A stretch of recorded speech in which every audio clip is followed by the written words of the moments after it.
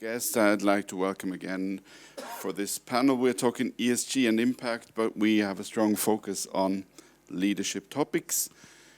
The last example you saw, Hoya had an interesting move there, which we can pick up afterwards. I would like to welcome first Kwon. She's a PhD researcher at the University of Hamburg and research lead on blended finance at the Center for Sustainable Finance here and Private Wealth, at the University of Zurich. Her research focuses on blended finance and catalytic capital, which refers to patient and concessional capital that aims to have outsized impact. So it's all about impact. Her recent research topics include the effectiveness of various blended finance instruments across sectors such as water and education. And before that, Taeun was responsible for sustainable investing capabilities of private banking projects. She also developed and led education programs, and she co-founded Women in Sustainable Finance. Correct. Welcome. Thank you, Andreas. I just wanted to point out that I'm here representing more the women's sustainable finance part, but my two hats might intervene when I answer questions. Thank you. All right. I also like to welcome Elena Rittstieg. She's a consultant at Egon Zehnder. Before joining Egon Zehnder, Elena drove strategic initiatives and shaped group strategies at Swiss Re. So also here with the sustainable edge. Prior to that, she was a manager with Bain, advertising, clients and strategy investments, organization and change management across private equity, banking, insurance and manufacturing sectors. So Elena earned a BA in business administration from the Universität in St. Gallen and the MBA from INSEAD with distinction. Okay. But what I find interesting, Elena is also a yoga teacher and practitioner, and therefore thriving on good food and deep conversations. Pretty comprehensive introduction, thank you. This is what I read. I don't think I've ever received such a comprehensive introduction on a panel session, so thank you. All right. So we're opening up the topic a bit. We go away from the investment side. We look at the leadership topics. And Elena, you've been publishing a report on ESG at Egon Zehnder. Let me know more about that first. Happy to. So obviously we focus on executive search and leadership advisory, and the topic of sustainability, ESG, how to approach that, how to manage it, organize it, is on top of our clients' minds. And Egon Zehnder has recently published a study, a survey with some 330 executives around the globe that dug deeper into how far along in this process are they really, what are some of their key challenges. And when we pre-discussed this panel, we figured that this leadership topic is key also for investors like yourself to, one, when you do your due diligence with companies, right, figure out how far along are they, but also understand what's on top of the executives' team's mind. How can you help them along in the journey to create that impact that everyone's talking about? And I guess those who want to take it to the extreme say that the way companies approach their sustainability agenda today will impact who will still be here in 10 years. So if we want to follow that provocative thought, leadership is key in achieving those targets. And ESG, we heard definitions are broad, is such an all-encompassing topic for these companies, so top of mind with so many different answers, approaches, ways you can take, often requiring transformation of their purpose, of their organization, of the culture they have. That we really see a significant movement of ESG sustainability. Used to be a branding communication topic, then somehow became a risk topic, and now it's very much on top of the CEO's agenda. So happy to dig a bit deeper into what we see. If you look at your research, Taeun, what about your view on this leadership topic? Yeah, I mean, very much agree with Elena. We heard from Sasha from BMOGAM before that how they engaged and how they had an open management from, for instance, from the South African company that was receptive of their advice. And things like these are exactly things where you see that leadership and their long-term perspective and their strategic commitment to sustainability really matters. And this goes beyond just ESG criteria, because what ESG rating companies do is that they look at alignment. And I think we've heard from our first panel from Mirabeau and Lombardi and Puri Picte-Turretini, that, for instance, ESG and impact are slightly different in their nuances. And ESG is very much focused on alignment. And, you know, is the company, for instance, aligned with the general direction our society is heading? But what we also need to look at in terms of the impact of the individual company is, do they want to positively and intentionally contribute to the SDG goals? And this is where the leadership topic comes in, because sustainability, the topic needs to sit at leadership. And what Elena pointed out, I've seen this also in private banking. I've done an extensive research on private banks, and initially when I first started the entire survey, sustainable investing or sustainability in ESG sat at CRM, credit risk management.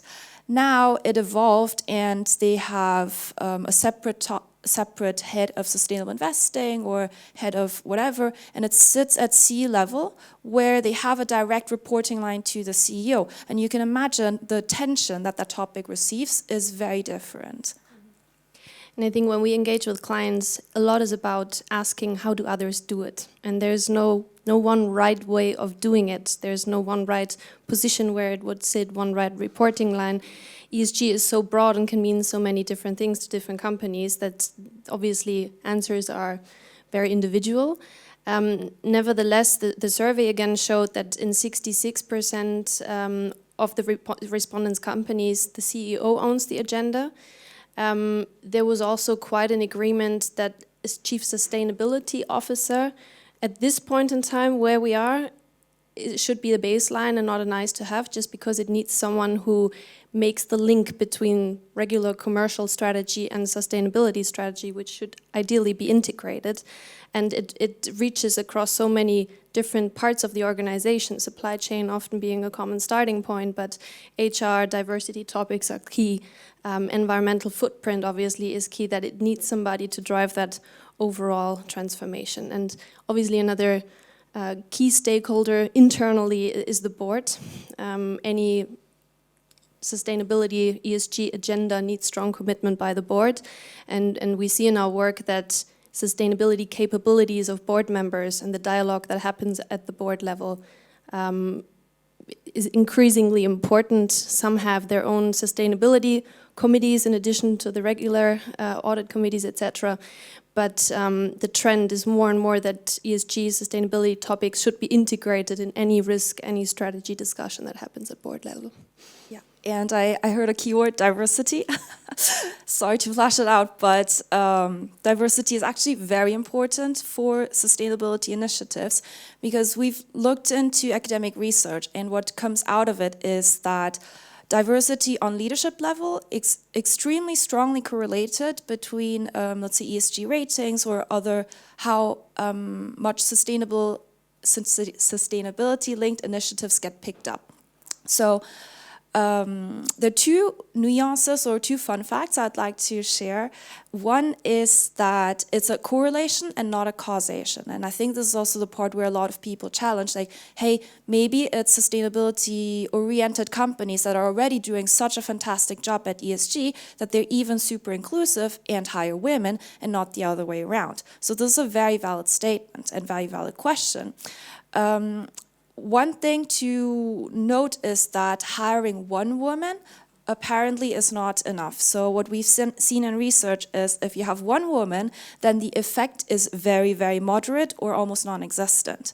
What happens though is that if you have another woman either on the board level or on the executive board level, this changes the correlation dramatically. And this goes up and starts stagnating when it hits the level of 30%. So this is also really important for regulators to note, saying that, oh, maybe you should have at least one woman to drive the sustainability agenda and the gender equality agenda is not enough. Second fun fact is I looked a little bit into, well, how come? What does it do to a company when a woman gets hired on C-level and leadership level? And what it turns out is that in terms of mechanisms, when men reach that level, they have usually a linear career path. So we've seen, for instance, in banking, it's usually somebody from M&A, from investment banking, and the usual, top dog who has a really ambitious, career-driven mindset, and then they end up at C-level. So they all sort of look the same, they think the same, and they agree very much with each other. So if somebody comes and says, maybe you should look into sustainability, the entire leadership thinks, oh, should we really do that? No, we agree we shouldn't look at it. What happens with having more women is that they typically don't go through this linear career path. They've maybe taken maternity leave, they maybe have a non-profit background, they maybe volunteer and do yoga practices in their private lives. So they have a more holistic and diverse way of living. And this means that they're more open-minded, they're less adverse to change. So naturally, with newer topics and newer development in the sustainability area, they are more open to taking that topic up. So this is actually what happens, and the function would be the wrong term, but how the process, it gets initiated when more women join the C-level. If you compare ESG as such, and impact, is there something, are we just about there at ESG when you look at the companies, or is the awareness of really creating an impact and investors driving the change as well, is this something you have also detected in your survey? In my view, I think it goes back to the lack of common definitions and what it means to companies, right? And we see that they set their focus very differently. And that impacts who they hire and how far along they are on their journeys.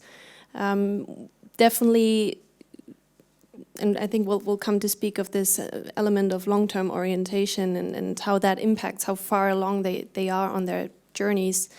The leadership teams often feel placed between a rock and a hard place, so they are torn between having to realize short-term profits, obviously, with more longer-term ESG targets, sustainability targets. Hiring a CSO as such is not enough, you would also agree?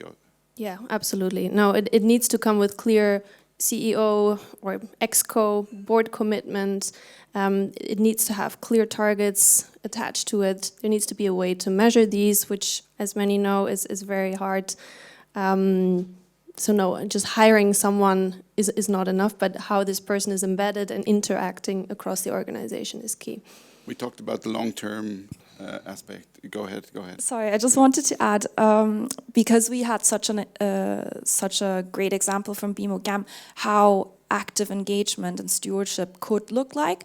But at our center at University Zurich, we have a study trying to look at engagement and how companies receive the signals of investors. So if an investor says, oh, we engage and we try to signal that ESG is important to us, well, how does that signal get translated within the company? Because usually, I'm sure you guys all know, but usually the calls are picked up by the investor relation team. And then where does the message then go? Does it reach top management? Does it reach the CSO? Is it clear what the investors want? So we have a series of interviews with companies where a lot of engagement happen, and we're trying to look into the entire process in order to identify whether actually stewardship and engagement does have an impact that we investors believe to have. And what comes out of it is actually many interesting things, and it's not final yet. But first is that how much assets you own or how much you hold is less important. What is more important is your expertise on the topic area. Second is that the urgency and so-called authenticity of your engagement activities matters. So if you are an investor that hasn't done this engagement for a long time. So we're talking about the long-term perspective, right? If you don't have that relationship, if you haven't been holding the company for long, if you don't have that reputation of caring for certain things, then it won't be taken seriously by the company. So it doesn't matter whether you have a great investment report on ESG or whatsoever. You need to communicate things much clearer to the company, and only then does this have this effect that we'd like to have. I'm talking about the long-term perspective, which you need probably, and you saw many examples now, especially when it comes to engagement. How does a company, approach its long-term approach? I mean, if you look at listed, but also non-listed companies.